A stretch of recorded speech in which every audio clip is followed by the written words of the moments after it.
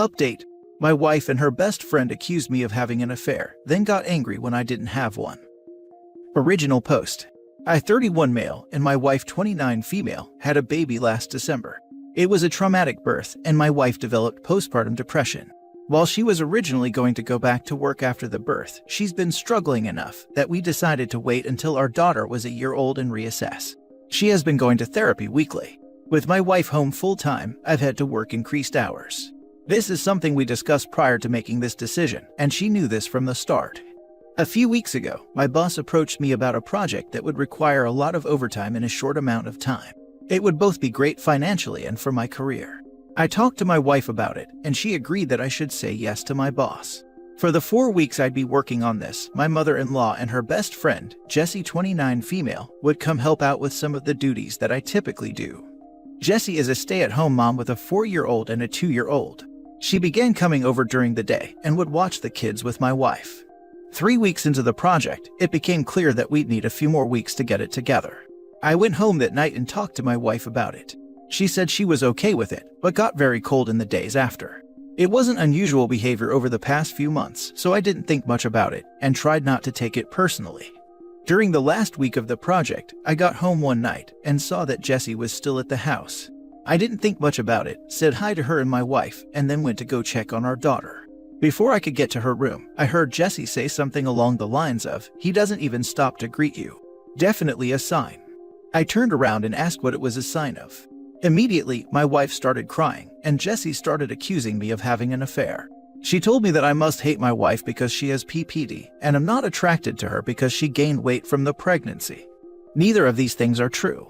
I'm trying my best to help my wife through her PPD while supporting our family. And I think she looks great how she is right now, she just hasn't wanted to be intimate, and I haven't pushed.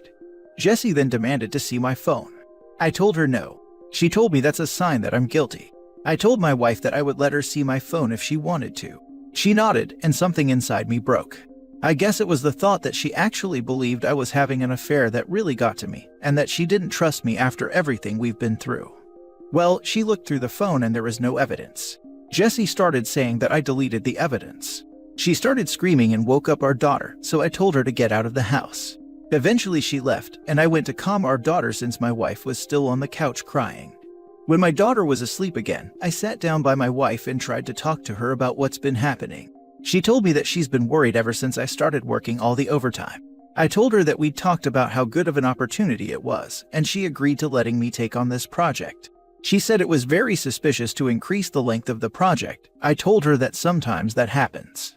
She wanted more evidence, so I showed her messages and emails with timestamps from work and pay stubs showing the overtime. She said she believed me and was sorry for doubting me. It was just that Jessie had been telling her that these were all signs that I was cheating. I asked her why she believed Jessie more than me and why she didn't come to me with her concerns. She didn't have a real answer. It's been a couple weeks and the project is over. I actually scaled back and am trying to work a little less than I was before the project so I can spend more time with my wife and daughter. But I feel so burnt out trying to do everything and becoming resentful because in the back of my mind, I know that my wife doesn't trust me. I ask myself, what happens the next time I have a project? Or I have to run errands one day? Or if I have a business trip? Am I going to come back every time to accusations that I'm cheating?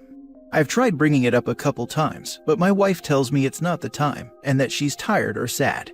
I try to be mindful of her feelings, but I wonder if that means that I can never have any of my own. I'm not sure what to do here. Any advice for how I can move forward? Now for the top advice before reading the update. You need couples therapy and to ditch Jessie. I agree with this. This is a horrible friend to your wife. She needs therapy. I've had PPD, and it's the most horrible mental experience, and if you guys don't get help and disconnect from this Jessie person, she may try something worse. Best of luck. I'm wondering why Jessie was around so much in the first place, and if there are any alternatives. It sounds like Jessie path of least resistance herself into wife's home. Wife is probably lonely and needs another adult to talk to. I'm curious if she can join a group, maybe for new moms, or maybe just a general hobby group to help her stay grounded and socialized. She's in an incredibly vulnerable place right now. I'm glad she came around, and it makes sense that OP is hurt by this. Both of them could probably benefit from axing Jessie, replacing her with some good influences, and taking some time to reconnect. This is a horrible situation, made worse by your wife's friend, who is possibly projecting her own relationship issues on you guys. I would go to couples counseling and keep reassuring your wife that you love her. Depression makes you think crazy things. I hope the best for you. This sounds to me like Jesse is projecting onto your already very vulnerable wife. I'm happy to hear your wife is already seeing a therapist and totally agree that couples counseling is important. But just so you know, your feelings are valid. You are pushing yourself too hard and stretching yourself too thin. It's okay to feel the way you do, but please make sure you address your feelings. Don't bury them because it's not the right time. It won't ever be the right time, which is where couples counseling can come in to help force the conversation. You sound like a wonderful husband, and your wife sounds like she is pretty great too, and hopefully with some help, you'll be back to your new normal with your little family. Best of luck, man. So much this. From your story, it sounds like your wife loves you very much. She has just been having a lot of insecurities. This is less about you and more about her feeling good about herself. When we are depressed like this, we see the worst version of ourselves in our own mind. I am a guy and so I have not had PPD, but I have suffered with depression years ago, after some hard times in my life. I guess the point is, if she feels good about herself or she can learn to see herself through your eyes, the eyes of someone who loves her, it will heal a lot of this. A couples counselor will definitely help, but in the meantime, you need to do everything you can to build her up and focus on her. This is just part of the living promise marriage is. You carry her until she carries you and on till the race is done. Best of luck to you and your family, sir. Now for the first update. Thank you to everyone for all of the advice and support on my previous post. I think a lot of you pointed out what should have been obvious, that I need to get a therapist and start looking after my own mental health. A couple people asked for an update, so I'm giving one, but it's not happy. That night, I approached my wife and told her that I was going to find a therapist. I didn't connect it to her accusations or anything, just said that I was having a tough time and needed therapy. She shrugged and told me to do whatever. Next day, I got home from work, and our room and my home office were ripped apart. Things everywhere. Important papers scattered. I don't see her, but our daughter is in her room crying. My wife left her alone, her cell phone's off. So I call my in-laws and a few friends, but no one has seen her.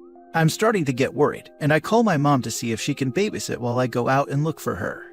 Before my mom can get home, my wife gets back, with Jessie driving. Jessie doesn't come in. She hasn't been back in the house since I kicked her out because she was offended by my behavior, but my wife does. She's clearly upset and has been crying. I ask what happened. I thought at first the house might have been robbed. She starts screaming at me that I'm being unfaithful and that the therapy is a front so I can meet my mistress. I try to calm her down and tell her that's not true, but she came at me and she hit me. My nose is broken. She kind of realized what she did and sat down on the couch and went comatose, just stared at the wall. I went into my daughter's room and locked the door. Called my mom to tell her what happened. She was already on her way, and my mother-in-law to ask her to come over and take care of my wife. I packed a bag for my daughter, and when my mom got there, we left. My wife didn't even look up. We dropped my daughter off with my dad and then went to urgent care for my nose. I got blood all over my mom's new Subaru. My daughter and I are staying with my parents for a while, and my wife's staying with hers. I am looking into getting a restraining order against Jessie. My wife and I are separating. I love her, but I won't live with someone who hurts me and who could potentially hurt our daughter. I am not going forward with a divorce yet, with the hopes that my wife will get the treatment she needs and we can work things out. My in-laws told me that they're looking at inpatient treatment at a local hospital. But I also have everything well documented in case of an eventual custody battle. My heart's broken because I know this isn't my wife, this is a sickness in her mind. But I need to keep myself and our daughter safe and give her the space to recover. I'm hoping that this is the right decision. Thanks again, everyone. Screw Jessie. I'm not saying she's the cause of all this, but she definitely was the catalyst. Bet she enjoyed the circus show she helped produce. Yeah, sounds like she tried to brainwash OP's wife at every chance and was for the most part successful. This is some premeditated psychopath stuff. I hope for the best, OP. Your wife left your baby at home alone and then proceeded to break your nose. I think you need to see a lawyer as soon as possible to ensure she is not left alone with your daughter again until she is mentally healthy. Seriously, there should be no coming back after leaving your baby home alone. I mean, do you really want to be with a woman who actively chose to put your child in danger? Your old wife is gone and forever will be. Divorce now while you still have the upper hand. Your wife's behavior is polluting your innocent daughter's mind, and your daughter is subconsciously starting to believe this is all normal and okay. Don't let that happen. Well, From reading this in your previous post, it sounds like Jesse deliberately got in your wife's ear in order to ruin your marriage. More than likely, her life is a shambles and she wanted your wife's to be in a shambles too. For her to be with your wife and not of the baby is pathological. Good for you for having your child with you and for working to get Jesse out of your life. She will not be happy until your marriage has been completely destroyed along with your wife. Jesse is pathological. She most definitely isn't a friend.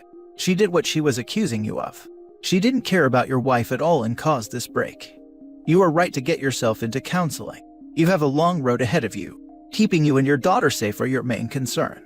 I am sorry this happened. Jesse took advantage of your wife's vulnerability and planted her evil thoughts in your wife's head. Well, there are no words for what she did other than evil and psychotic. I wonder what her end game is. It seems like she is enjoying the show and will probably abandon OP's wife when the crap hits the fan. I am sorry this is happening to you, OP, and I am glad you have support systems close by. Edit. Thank you all for your feedback.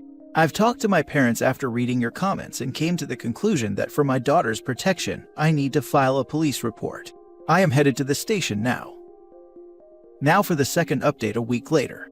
My wife passed on early Monday morning. Convinced by her friend Jessie that I was having an affair that I did not have, she had a mental break, which resulted in my taking our infant daughter and staying with my parents for a while.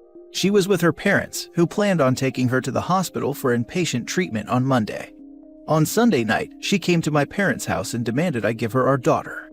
Because she had left her alone for several hours the last time she was responsible for her and had gotten physical with me, I refused. I offered to let her come in and spend time with her while my parents and I were present, but she didn't want to come in and wanted to take our daughter with her. She was upset but left eventually. A few hours later, she drove her parents' car into a tree and died. The friend, Jessie, came to see my daughter and me yesterday. After some tears, she told me that she was planning to speak at my wife's funeral. She had already cleared it with my in-laws, but was letting me know as a courtesy. I told her she would not be speaking at the funeral. We fought, and she left after telling me that I was a jerk and not the only person who loved my wife. I talked to my in-laws who were adamant that Jessie be allowed to speak. She and my wife knew each other since they were kids, and my in-laws are close to her. We're all very fragile right now, and I fear that pushing this further would hurt my relationship with my in-laws, which I don't want. Still, the thought of seeing Jessie up there at my wife's funeral makes me feel sick. I don't think I can stand to listen to her, knowing that she took joy in my wife's deteriorating mental health and picked up my wife, leaving my daughter home alone. That being said, I don't trust myself to make the best decisions right now. My mind's clouded by grief, guilt, and fear. My parents are split on what to do, and I don't have the energy to reach out to my friends. So, I'm coming here again to ask for your advice. Thank you. Do they know what went down? They do, to an extent. They know she accused me of an affair and was with my wife while our daughter was alone. I don't think they understand the extent it went on. They said that they don't really want to hear anything about it, since they've already lost their daughter and don't want to lose Jessie too.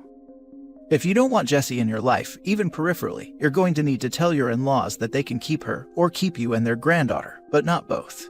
And they need to hear the true extent of Jessie's involvement. They're doing their daughter's memory a disservice.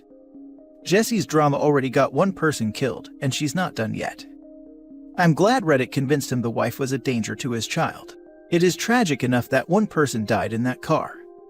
A few years ago, I was caring for the child of a self-harming person for a few weeks while she was in a care facility. When she got out, she was staying with me and acting erratic. She snapped and got scary. She stormed out of my house and sped away in her car. When she came back, I refused to allow her to take her child away without her husband present. To this day, she says I kidnapped her child, and she hates my guts. The relationship is over, but I would do it again because I was certain she'd end herself and the child by getting in an accident. All I could think was that I had to protect the baby. As a father of 2, 3 and under, I've read this and been wondering how I would describe her death to his daughter when she is older if I were in his shoes. What a sad situation. I would say she was very sick. Her brain was telling her things that weren't true, and she lost her fight with it. She was also getting so really bad advice from some of the people around her. It wasn't about loving daughter. Any negative feelings were what she feared she lacked, not anything that daughter lacked. It has to be incredibly hard. I don't envy him this conversation, but I am glad he didn't let his wife take their daughter that night. Yeah. To be honest, I wouldn't even add in about the other people. All that leaves the child with is extra questions that they will eventually want answers to. And honestly, since Jesse is not going to be a part of the girl's life anyway, what would the whole point be in kind of hinting that there's more to the story?